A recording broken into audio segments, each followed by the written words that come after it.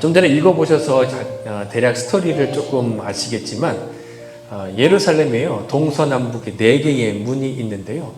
북쪽 문을 이제 양의 문, 양문이라고 이렇게 얘기를 했습니다. 그 이유는 이제 이스라엘 백성들이 제사를 드리려고 동물을 가져올 때 이 문을 통과했기 때문에 이 문을 양의 문이다 보통 그렇게 얘기를 했습니다. 이 양의 문 근처에 오늘 베데스다라는 연못이 있었습니다. 베데스다라는 뜻은요, 은혜의 집 또는 자비의 집이라는 그런 뜻을 가지고 있어요. 왜 이곳이 은혜의 집이라고 불렸을까? 그 이유가 3절, 4절에 나오는데요. 우리 함께 한번 읽어보겠습니다. 시작. 그 안에 많은 병자, 맹인, 다리 저는 사람, 혈기 많은 사람들이 누워 물의 움직임을 기다리니 이는 천사가 가끔 몫에 내려와 물이 움직이게 하는데 움직인 후에 먼저 들어가는 자는 어떤 병에 걸렸든지 이렇게 베데스다라는 은혜의 집이라고 불리는 이유가 뭐냐면 가끔 천사가 내려와서 물을 움직이게 한다는 거예요. 물이 갑자기 움직이는 거예요. 그때 그 연못에 먼저 들어가는 사람은 병에 낫는다라는 일종의 그런 미신이 있었습니다. 이제 3절, 4절 보게 되면요. 괄호가 있습니다. 한글 성경인데 괄호가 있어요. 오늘날에는 이제 성경 원본이 없거든요. 원본을 필사한 이제 사본들이 굉장히 많이 있고, 이제 사본들이 더 오래된 고대 사본들이 계속해서 발견이 되면서 이제 성경학자들이 그걸 업데이트하면서 성경의 원본과 가장 비슷한 성경을 만들어가는 과정을 지금 성경학자들이 하고 있습니다. 학자들이 사본들은 이제 서로 대조해 보는 거예요. 근데 이제 더 높은 원본에 가까운 성경을 만드는 작업을 하는데 이 3절, 4절에서 괄호된 부분이 있잖아요. 이 괄호된 부분은 뭐냐면 고대 사본에는 없는 내용입니다. 그러니까 이제 후대에 삽입한 그런 내용이다라는 것이죠. 그래서 NIV 성경에는 이렇게 짧게 되어 있어요. 괄호를 아예 뺐습니다. NIV 성경은 아예 괄호를 뺐고, 근데 우리 개역개정 한글 성경에는 이 괄호를 넣은 이유는 뭐냐면 그 구절이 원문에는 없는 말씀이지만 본문의 이해를 돕기 위해서 삽입된 그런 말씀입니다. 괄호 안에 있는 내용을 읽게 되면 이런 이유 때문에 사람들이 베데스다에 모여 있었구나라는 것을 알게 되는 것이죠. 일부 설교자들은 베데스다를 가리켜서 이제 온천수, 간헐천이 있었던 곳이다. 그래서 우리가 옐로우스톤 가보면 이제 가끔씩 물기둥이 팍 올라올 때가 있잖아요. 간헐천 때문에. 물이 솟구쳐 오르는 현상인 것처럼 아무래도 그런 일들이 있지 않았을까? 그래서 물이 움직이는 것이지 않을까라는 생각을 했었습니다. 그런데 성서 고고학자들에 따르면요. 베데스다는 간헐천이 있는 곳이 아니라 일종의 빗물 저장소였습니다. 그림 한번 보여주시겠어요? 베데스다에 일종의 이제 2개의 저수도가 있었는데 이것이 베데스다입니다. 북쪽을 보게 되면 길이가 52m, 폭이 한 40m 된 저장소가 하나 있었고요. 남쪽에 이거보다 조금 더 큰 저장소가 1개 더 있었습니다. 그리고 북쪽과 남쪽 저장소의 중간에 벽이 있었습니다. 예루살렘은 산꼭대기 도성에 있는 곳이었기 때문에 물이 굉장히 중요한 곳이었어요. 물 문제가 좀 심각했습니다. 1년 중에 6개월 이상이 이제 비가 내리지 않는 곳이었기 때문에 이 지역 사람들이 우물을 자주 팠습니다. 그 성경 내용을 보게 되면 종종 이제 우물을 팠다, 또 우물 갖고 서로 싸웠다만 그런 내용들이 있습니다. 큰 도시가 형성이 되면요, 뭘부터 만들었냐, 바로 빗물 저장소를 만듭니다. 여기서 빗물을 꽉 채워놓는 것입니다. 그리고 이것이 바로 베데스다였습니다. 당시 환자들은요, 이 아래쪽 있죠. 이 남쪽 빗물 저장소에 사람들이 모여 있었습니다. 그리고 이제 북쪽 저장소에 물이 이제 일정 기간 차게 되면 이제 수문을 여는 거예요. 그럼 이제 남쪽으로 이제 물이 이제 흘러왔습니다. 베데스다 못은요, 붉은 흙 위에다 이제 회반죽을 두껍게 바른 저장소였어요. 북쪽 저장소에 있는 물이 확 쏟아져 내려올 때에 그것이 남쪽 저장소에 흘러오게 되면 갑자기 물이 소용돌이 치면서 움직이기 시작을 합니다. 그리고 붉은 흙이 붉은 거품을 만들어내기 시작을 하는 거예요. 당시 사람들은 이것이 굉장히 희한한 현상이었기 때문에 마치 천사가 내려와서 물을 움직이는 것 같다라고 이렇게 생각을 했습니다. 그리고 이들은 붉은 거품이 일어나는 갑자기 이곳에 내가 가장 먼저 들어가면 병이 낫을 것이다 라는 그런 일종의 믿음들이 그들 안에 생기기 시작한 것입니다. 그래서 수많은 환자들이 이곳에 모였습니다. 그리고 거기에 누가 있냐? 오늘 성경에 나오는 바로 38년 된 환자도 거기에 있었습니다. 그런데 그가 물이 움직일 때 물속에 가장 먼저 들어가고 싶은데 그렇게 하지 못하는 거예요. 왜냐하면 다리가 불편했기 때문에 제대로 걸을 수 없었기 때문에 늘 누워만 있는 그런 환자였습니다. 여러분 한번 상상을 해보세요. 누군가가 와 갑자기 물이 움직인다, 갑자기 붉은 거품이 일어나기 시작을 한다 라고 할 때 그 사람이 막 거기 들어가기 위해서 손가락을 막 땅을 긁어가면서 막 움직이려고 애를 썼겠죠. 근데 자신보다 늘 먼저 앞서가는 사람이 풍덩풍덩 하면서 그 안으로 들어가는 것입니다.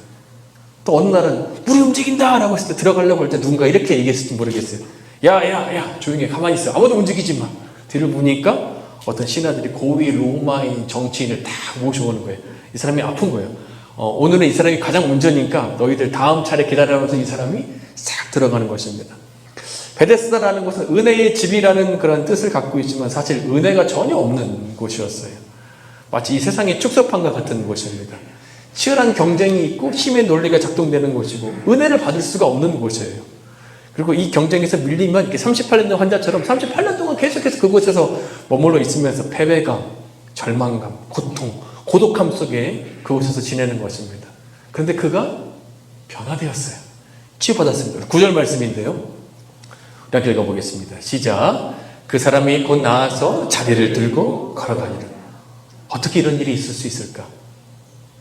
그리고 우리의 삶에도 과연 이러한 은혜가 일어날 수 있을까? 오늘 본문을 통해서 함께 좀 살펴보기를 원합니다. 그 첫 번째는요, 예수님은 우리에게 찾아오시는 분이시다라는 것입니다. 예수님은 우리에게 찾아오시는 분이십니다. 38년 된 환자가 예수님을 알았을까? 저는 분명히 알았을 것 같아요. 당시 예수님은 이스라엘 지역에서 굉장히 유명한 분이셨거든요. 예수님 움직이면요, 마치 오늘날 그 아이돌 스타처럼 막 그런 수만 명이 그냥 따라다니는 그런 사람이었습니다. 건강한 사람은 몰라도 병자들 사이에서 특히 유명한 분이었어요. 예수님이 터치만 하시면 다 낫는데, 그러니까 병자들 사이에서의 소원은 내가 예수님 한번 만나봤으면 좋겠다라는 그런 소원을 갖고 있었습니다. 근데 그분이 양의 문을 통해서 예루살렘에 오신다는 그런 소문을 듣게 되었습니다. 그의 가슴이 얼마나 뛰었을 거예요. 와, 나도 그 예수님 만날 수 있을까? 근데 오시는 날이 장날이라고 명절을 오시는 거예요. 1절 한번 함께 읽겠습니다. 1절 시작. 그 후에 유대인의 명절이 되어 예수께서 예루살렘에 올라가시니라. 명절 때가 되면 많은 사람이 제사를 드릴 양을 데리고 양의 문을 통과해서 예루살렘으로 들어가는 그런 시즌입니다. 그리고 가족들이 혼자 오는 게 아니에요. 집안에는 모든 사람들 다 되고 아픈 사람들까지 다 옵니다. 근데 아픈 사람들은 이제 예루살렘 성전에 들어가서 예배를 드릴 수 없기 때문에 베데스다에 잠깐 내려놓는 거예요. 그리고 얘기를 하는 거죠. 여기 천사가 혹시 터치를 하면 막 물이 움직이고 막 거품이 일어나기도 그렇게 한데, 그때 가장 먼저 들어가면 병이 낫는다고 하니까 여기 있어, 우리는 예배드리러 갔다 올게 하면서 평상시 때보다 더 많은 사람들이 베데스다 연못에 있는 것입니다. 38년 동안 베데스다에서 명절을 보내왔기 때문에 명절날 되면 연못에 들어가는 경쟁이 더 심하다는 것을 어느 때보다 더 잘 알고 있었습니다. 수많은 사람들을 뚫고 베데스다 연못에 가장 먼저 들어가는 것이 불가능했고, 특히 그 수많은 사이에서 내가 예수님을 또 만난다는 것도 너무나 불가능한 일이었어요. 근데 베데스다에 그 은혜의 진짜 은혜가 임하는 거예요. 그것은 예수님이 나를 찾아오셨다라는 것입니다. 왜 많은 환자들 중에서 하필 38년 된 이 환자에게 예수님이 찾아가셨을까? 아무래도 그가 베데스다에서 가장 오래 고통을 받고 있는 사람이었을지 모르겠습니다. 38년 동안 답답한 심정을 안고 소망 없는 인생을 살고 있는 그에게 예수님께서 소망의 빛을 비춰주기 위해서 그에게 지금 찾아가 주셨어요. 그리고 지금 이 시간에도 살아계신 그 예수님은 우리에게 소망을 비춰주기 위해서 이 시간 한 분 한 분에게 찾아가 주십니다. 기독교와 다른 종교와의 다른 차이가 무엇일까? 바로 은혜가 있다라는 것입니다. 다른 종교는 신의 마음을 얻기 위해서 내가 노력을 많이 해야 합니다. 잘 보여야 되는 거예요. 신이 화내지 않도록 또 내가 막 잘 달래야 합니다. 때로는 신을 만나기 위해서 막 열심히 노력하고 고행까지 해야 합니다. 그러나 기독교는 완전히 다른 거예요. 우리 인간이 하나님 마음에 들지 않더라도, 때로는 인간의 수준이 함량 미달이라 할지라도 하나님이 먼저 우리에게 찾아와 주신다는 것입니다. 만나 주신다는 거예요. 손을 먼저 뻗어 주신다는 것입니다. 그리고 우리의 기도에 늘 언제나 귀를 기울여 주신다. 이것이 은혜입니다. 성경을 쭉 보게 되면요, 계속해서 하나님이 인간에게 찾아오세요. 첫 번째 사람 아담, 죄를 지어서 도망가 있을 때 하나님께서 먼저 아담에게 찾아가 주시는 거예요. 하나님께서 새로운 믿음의 공동체를 만들기 위해서 나이 많은 아브라함에게 먼저 찾아가 주십니다. 하나님의 백성이 고통당하고 있을 때 그 이스라엘 백성을 구출하기 위해서 말을 잘 하지 못하는 모세에게 찾아가셔서 그를 인도자로 삼으시는 거예요. 하나님께서 이스라엘 두 번째 왕을 세우기 위해서 형제들 중에서 가장 못났다라고 여겨진 그 다윗에게 하나님이 찾아가십니다. 예수님께서 풍랑 가운데 두려움에 떨고 있는 12 제자에게 예수님께서 그를 돕기 위해서 찾아가 주세요. 성경을 보게 되면 예수님을 가리켜서 잃어버린 한 마리 양을 찾기 위해서 끝까지 찾아가시는 선한 목자다라고 이렇게 예수님을 비유하십니다. 그리고 예수님은 오늘날에도 찾아가 주십니다. 빌보드 차트 1위를 6번 기록한 미국의 컨트리 가수 조디 메시나가 있습니다. 사진 한번 보여주시겠어요? 빌보드 차트 1위를 6번이나 한 굉장히 미국에서 유명한 그런 가수예요. 지난 2017년에 이 조디 메시나 이 가수가 인생에서 아주 힘든 시기를 겪었습니다. 그리고 최근에 그녀가 크리스천 포스트에 이런 인터뷰를 한 거예요. 어떤 일이 있었느냐? 2017년도에 암 선고를 받습니다. 그리고 재정적으로도 갑자기 어려워지면서 막 파산 위기까지 가게 된 거예요. 건강 때문에 사실 그녀가 이제 투어를 계속 저녁을 투어하면서 이제 콘서트를 했는데 콘서트까지 할 수 없는 그런 상황이 된 것입니다. 또 결혼한 지 10년 만에 남편과 이혼을 하게 됐습니다. 그녀의 말에 따르면 인생의 풍파에서 인생의 바닥을 경험했고 그곳에서 나를 찾아와 주시는 예수님을 만났다라고 그녀가 고백을 하는 거예요. 그래서 그녀가 팝컬처닷컴과 인터뷰에서 이렇게 얘기합니다. 만약 여러분이 지난 5년 동안의 나의 삶을 여러분이 똑같이 겪었다면 너무나 힘든 시기였다라고 고백할 수밖에 없을 것입니다. 저는 매우 큰 스트레스와 고통과 두려움 속에 있었습니다. 그런데 5년 전에 예수님께서 저를 찾아와 주셨습니다. 그리고 넌 내 것이다 라고 말씀해 주셨습니다. 나는 사실 예수님에 대해서 잘 알지 못하고 크리스마스 부활절만 알고 있습니다. 예수님이 크리스마스에 태어나셨고 죽었다가 부활하다가 다시 살아나실 때 그 정도만, 뭐 일반적으로 아는 그 정도 수준만 알고 있는 거예요. 근데 내가 인생의 풍파를 맞고 인생의 바닥에 있을 때 예수님이 나를 찾아와 주셨고 너는 내 것이다 라고 말씀하실 때 내 영혼의 중심에 예수님이 계시다는 것과 그분이 나를 사랑하고 계시다는 것을 깨닫게 되었습니다. 회복이 더 이상 불가능할 거다라고 생각한 나의 인생에 예수님이 찾아와 주셔서 예수님이 나와 함께 하심을 알게 되었습니다. 그래서 그녀의 마음 가운데 예수님이 함께 계심을 알게 되고 그녀가 그 예수님과 함께 일어나고 회복하는 경험을 하게 되었습니다. 그녀의 삶이 어떻게 변할 수 있었을까? 그녀에게 찾아와 주셔서 만나주시는 그 예수님을 만났기 때문입니다. 예수님은 지금도 당신의 자녀에게 찾아가 주세요. 찾아가 주시고 만나 주십니다. 찬양 중에 여러분의 마음을 놓고 할 때가 있으세요. 기도 중에 여러분의 마음을 감동시킬 때가 있습니다. 설교 중에 여러분에게 개인적으로 말씀해 주실 때가 있어요. 찾아와 주시는 예수님, 우리에게 말씀해 주시는 그 예수님을 오늘 이 시간 다 개인적으로 만나고 경험하는 오늘 예배 되기를 소망합니다. 두 번째는요, 예수님은 우리 인생에 답을 주시는 분이십니다. 찾아와 주실 뿐만 아니라 우리 인생에 답을 제공해 주시는 분이세요. 예수님께서 그에게 찾아가셔서 이렇게 물으셨습니다. 우리 6절 말씀인데요. 우리 함께 읽겠습니다. 시작. 예수께서 그 누운 것을 보시고 병이 벌써 오래된 줄 아시고 이르시되 내가 낫고자 하느냐. 네가 낫고자 하느냐? 이 질문에 그가 나름의 해답을 갖고 있었어요. 그래서 그걸 예수님께 제시합니다. 7절인데요. 함께 읽어보겠습니다. 시작. 병자가 대답하되 주여 물이 움직일 때에 나를 못에 넣어주는 사람이 없어 내가 가는 동안에 다른 사람이 이 말은 해답은 여전히 지금 베데스다에 있다는 그런 전제하에 지금 얘기하는 것입니다. 예수님, 물이 요동칠 때 천사가 내려오는 것인데 그때 그럼 저를 좀 부축해서 제가 가장 먼저 들어갈 수 있도록 저를 좀 도와주십시오.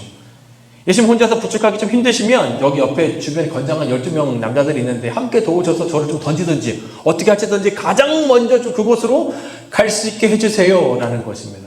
그에게 있어 해답은 계속해서 베데스다에 있는 것입니다. 답정남입니다. 그에게 이 문제를 해결할 답을 이미 가지고 있는 거예요. 그리고 그 답을 얻기 위해서 예수님을 설득하고 있는 것입니다.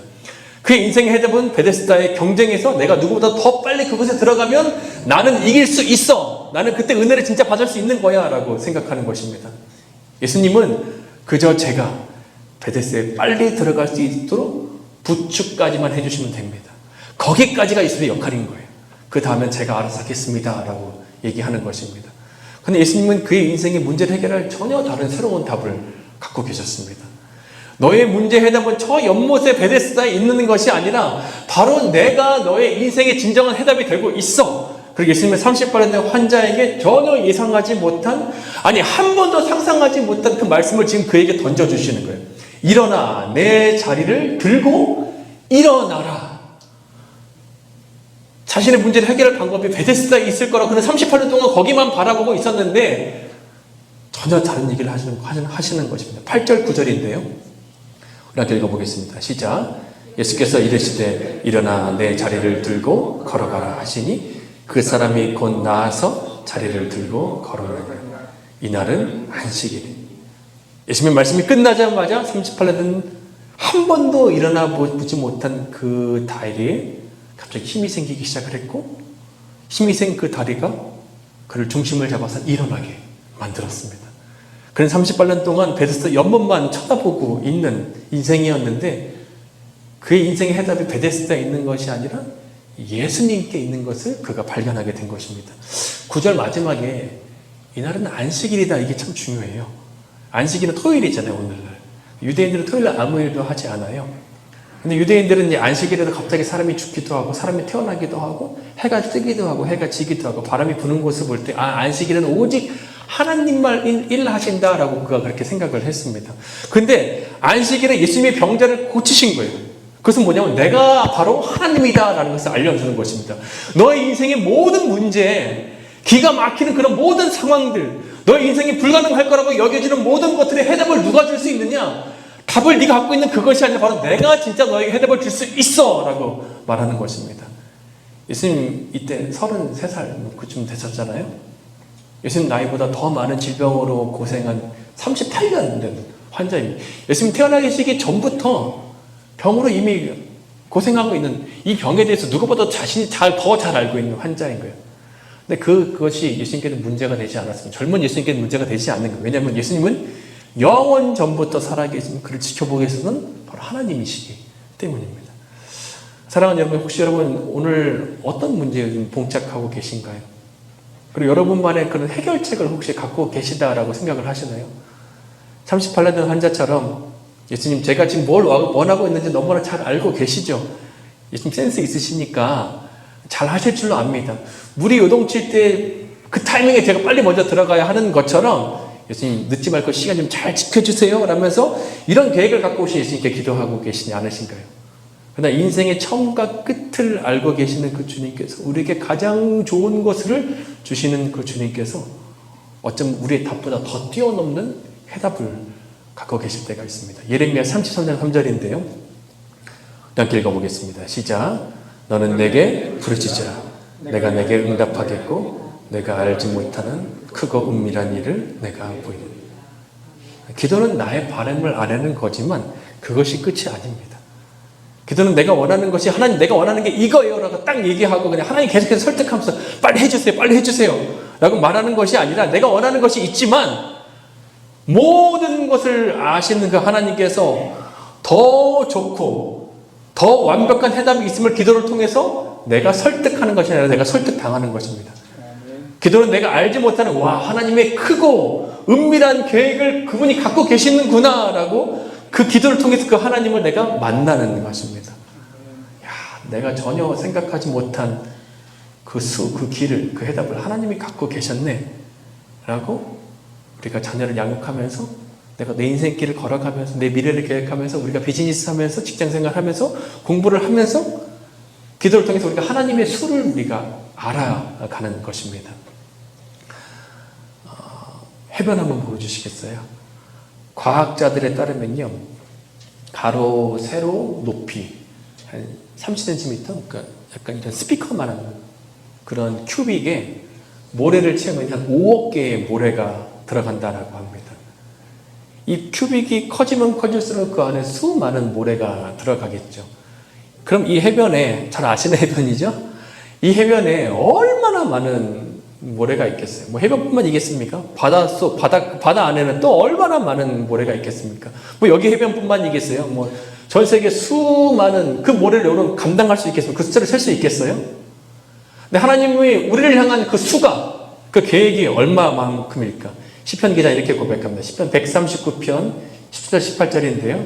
이렇게 읽어보겠습니다. 시작. 오 하나님이여 주의 생각이 내게 너무나 귀합니다. 그 수가 얼마나 많고 있죠. 내가 다 셀 수 있다면 모래알보다 많을 것입니다. 깨어나보면 나는 여전히 주와 함께 있습니다. 이 작은 큐빅 안에 5억 개의 모래가 있는데 전 세계 수많은 모래알이 있는데 우리를 향한 하나님의 수가 그 계획이 그거는 비교할 수 없는 더 많다는 거예요. 여러분을 향한 수들이. 그러니까 기도는 내가 갖고 있는 그 단 하나의 수, 단 두 개의 수, 많으면 10개의 수가 있겠죠. 그 수 꼭 들어주세요라고 계속해서 설득하는 것이 아니라 우리를 향해서 수억 개, 수만 개의 수를 갖고 계시는 그 내가 알지 못하는 크고 은밀한 걸 갖고 계시는 그 주님께 우리가 기도하면서 그분의 생각과 그분의 뜻을 알아가는 것입니다.